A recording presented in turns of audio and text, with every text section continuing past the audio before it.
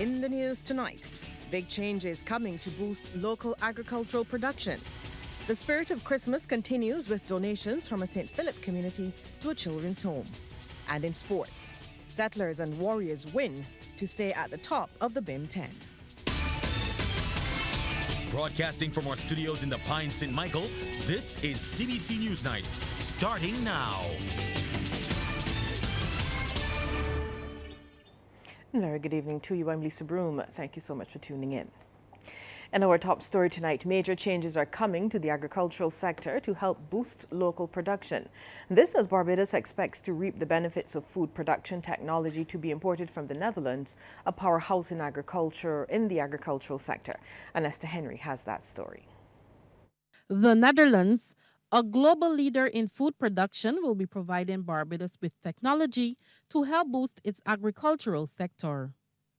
Minister of Agriculture, Food and Nutritional Security in Darware tells CBC News this is one of the critical moves being made this year as Barbados faces significant agricultural constraints due to limited land availability and the increasing effects of climate change.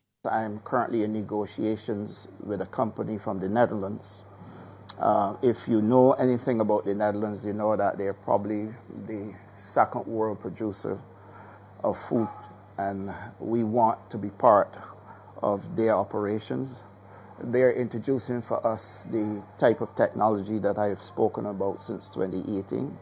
Finally, we're getting there. Minister Ware says the ministry has already identified sites across the island where the systems will be operational. He says through a virtual presentation, the technology will be on display at AgriFest next month, allowing Barbadians to see firsthand how it works.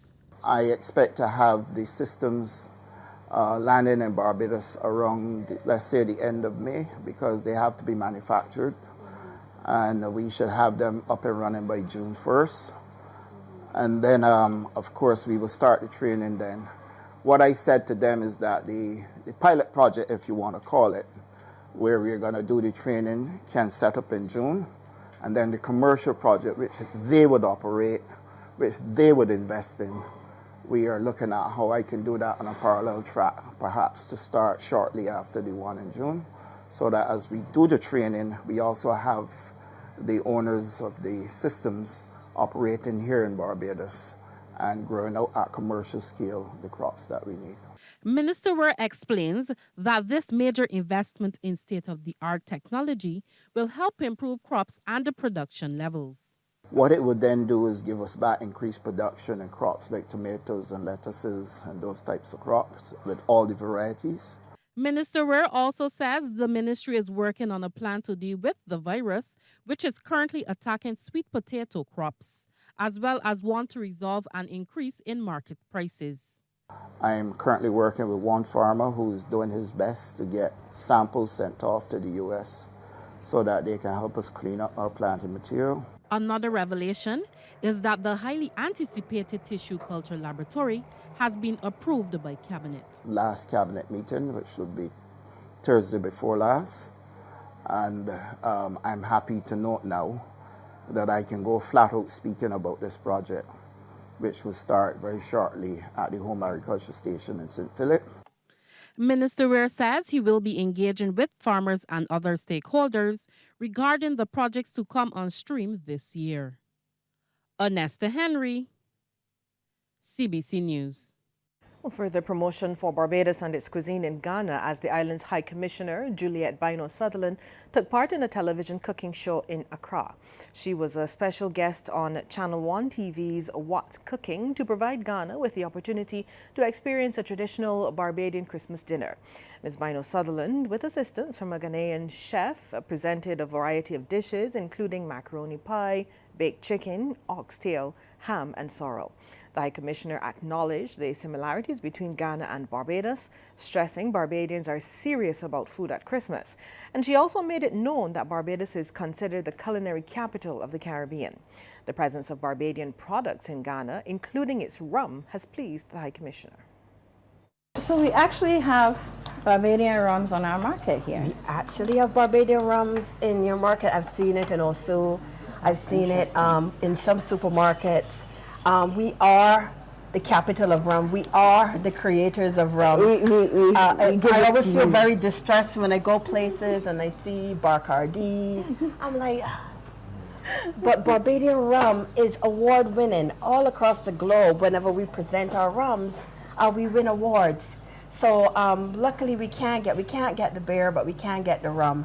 I'm really pleased about that. Ms. Barbados-Sutherland says the High Commission, through its presence, is promoting Barbados trade and business investment. But we feel that will grow when people understand and trust each other. Yeah, absolutely. So part of trust and understanding comes from culture, from seeing that we're all the same people. We all come from the same tree. So in addition to the things we do, you know, double taxation and all the things that we do in the diplomatic arena, we think it's important to show people who we are and to help them to appreciate that we really feel ourselves to be part of the Ghanaian family, to be part of the West African family, and we're hoping that it will be the beginning of wonderful things that we can do together. We have so many ideas. Well, St. Lucie is getting ready to buzz as community groups and other organizations seek to be part of the parish's regathering calendar. Akeem Klinkett visited St. Lucie today and he filed this report. The north of the island is leading off the celebrations for Regathering 2025. There are many plans in place for the year, but the month of January belongs to St. Lucie. Coincidentally, it is the month of St. Lucie as well, as they will be celebrating 30 years of parish independence celebrations. Parliamentary Liaison Officer for St. Lucie, Anderson Rollock, says the calendar for the month hasn't been finalized as yet because they are still trying to allow community groups to get on board with the celebrations. As I speak to you, like right now, we are literally finalizing the calendar because it's very fluid and persons are reaching out and coming in. They want to host this, they want to be involved. So we're trying to incorporate as much people as possible. So that calendar will be out.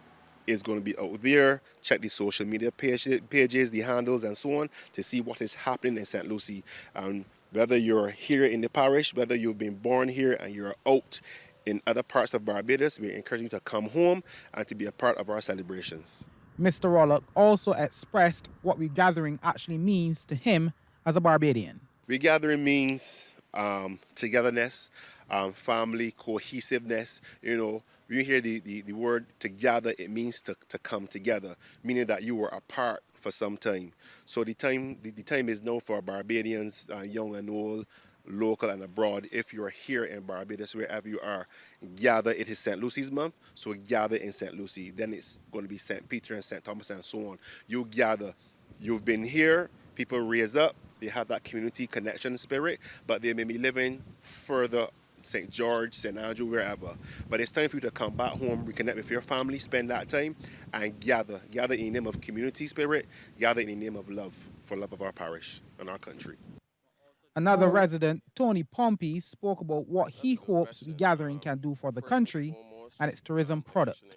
Passing on the history and culture to the younger generation, that is important. And Barbados being heavily dependent on the tourist industry and domestic tourism, which would help tourists enjoy their experience while they're here, will also enable Barbadians from all generations to grasp and share what we are as Barbadians in a unique way, so that everyone can experience Barbados and benefit totally from coming to Barbados and being among us Barbadians. Akeem Klinkett, CBC News. The regathering celebrations get going in earnest tomorrow morning with a church service at the St. Lucie Parish Church beginning at 8.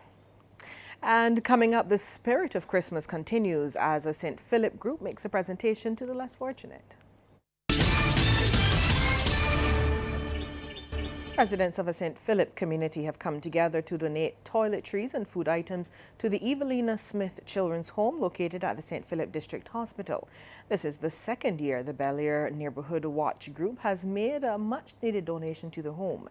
Member of Parliament for St. Philip South, Indar Weir, says he's pleased the Bel Air community continues to function and look for meaningful projects such as helping the wards at the home. And indeed, I'm pleased to be a part of this arrangement that allows for these children to be able to enjoy the comfort and be able to have the presentations done by people who obviously care about people and want to make sure their lives are made better. So to all of you, I wish to thank you. Public Relations Officer of the Bel Air Neighborhood Watch, Sandra Blades, says residents are happy to donate to this home, which it has adopted. When the committee was first formed, we realized that a lot of people in the neighborhood did not even know that there was a children's home attached to this hospital.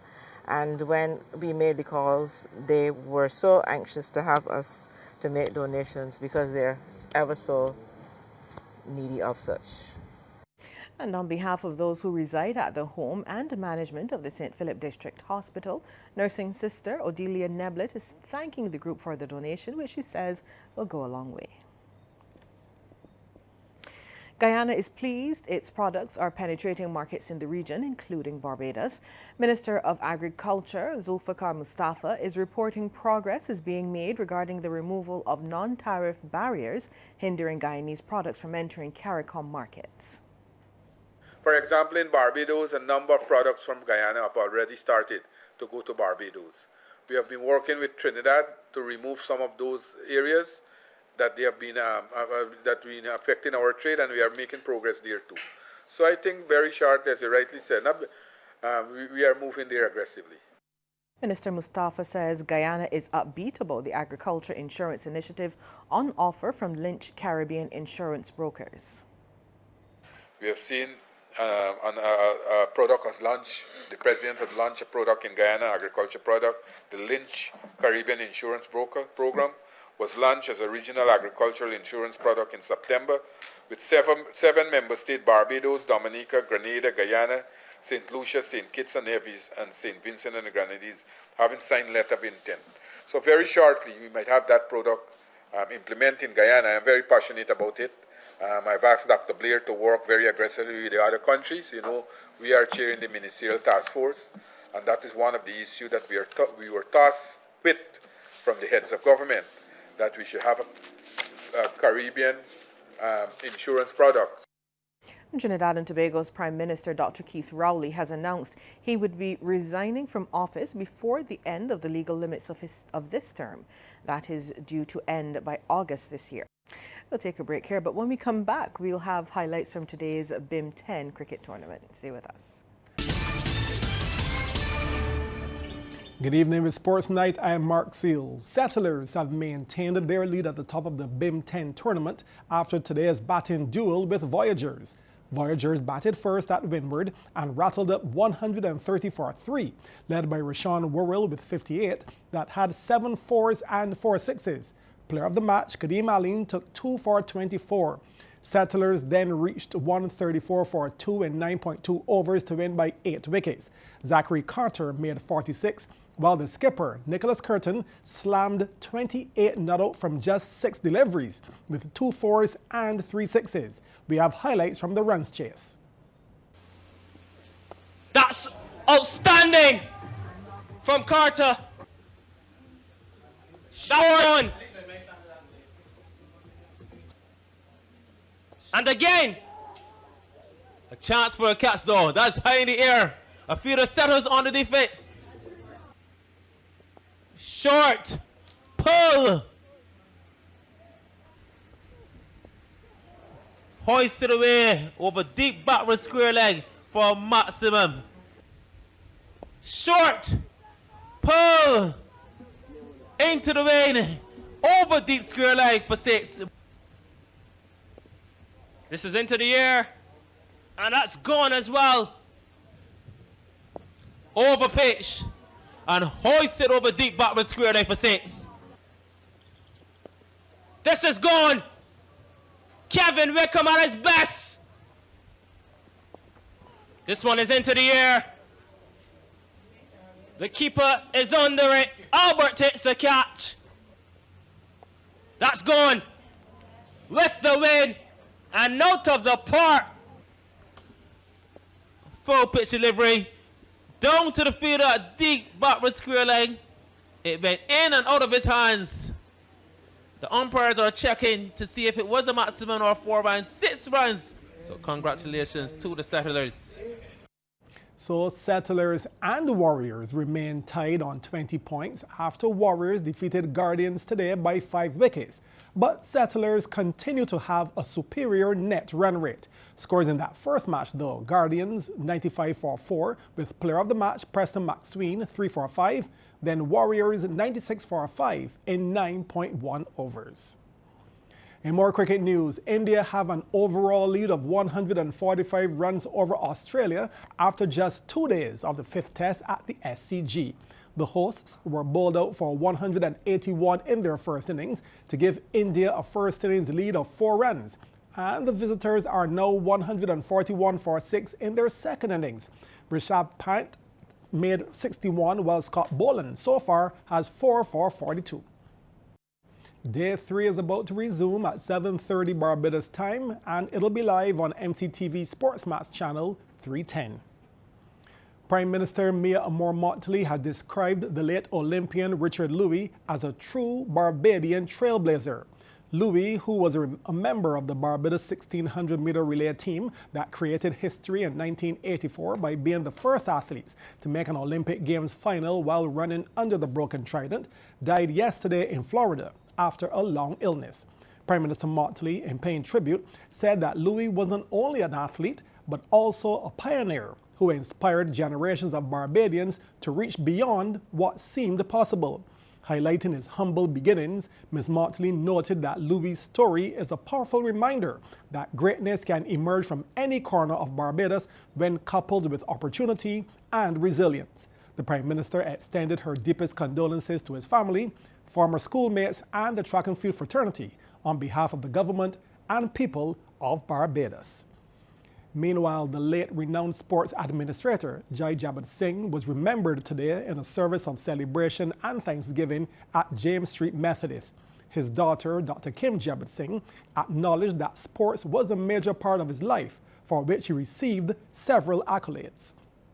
He served as the president of Barbados Volleyball Association, secretary of the Barbados Football Association, president of the Caribbean University of Sports Association, and a member of the executive committee of the Central American and Caribbean University Sports Association. He received several awards in academic professions and the sporting arena, including from the Ministry of Education, Youth and Sports of the Government of France for services rendered to the French culture in Barbados. He also received a reward from the University Simon Bolivar in Venezuela. He received a number of awards for his contribution to sports both at UE and nationally. And today's service was attended by sports administrators from various disciplines, as well as by members of the UE K-Phil campus fraternity. There was a private cremation after the service. CBC extends condolences to his family and friends. Good evening and welcome to the weather news. Well, the ridge pattern is our dominant feature here in Barbados. As a result, we had mostly fair skies. The winds across the region, they are moderate, and convergence maintained some showers across the Guianas. Now, the maximum temperature today was 30 degrees Celsius, the minimum 25 degrees. At present, the temperature stands at 27 degrees Celsius. The relative humidity 80%, which means we do have some moisture in the atmosphere. Those winds are coming in from the east. We take a look now at our satellite feed, where the ridge pattern dominated for us here in Barbados. As a result, we had dry and stable conditions. It was mostly fair. Meanwhile, similar weather conditions prevailed across most of the other islands. They had just a few light showers. Those winds are peaking for us here in Barbados at 18 knots. The seas moderate in open water, with swells peaking at 2.5 meters. We are urging small craft operators as well as sea bathers to exercise caution. Now, later on tonight, we can expect a mix of clear and cloudy skies, along with just a few light showers. Further south, convergence maintained some showers across the Guianas. And over in the Western Caribbean, there is a cold front maintaining showers across northern Bahamas, but elsewhere came onto the ridge. As a result, they had fair to partially cloudy skies, along with just a few light showers. We move now to the forecast, where the sun is expected to rise at 6:22 and will set at 5:45. Now, the seas, they are moderate in open water with swells peaking at 2.5 meters. We are urging small craft operators as well as sea bathers to exercise caution. Those winds are coming in from the east and they are peaking at 35 kilometers per hour. For us here in Barbados tonight, the ridge pattern will continue to dominate. We can expect a mix of clear and cloudy skies along with just a few light showers. And over the next 3 days, we can expect a mix of sunshine, clouds, and showers here in Barbados. Well, that's our news for tonight. Thank you so much for tuning in. Good night.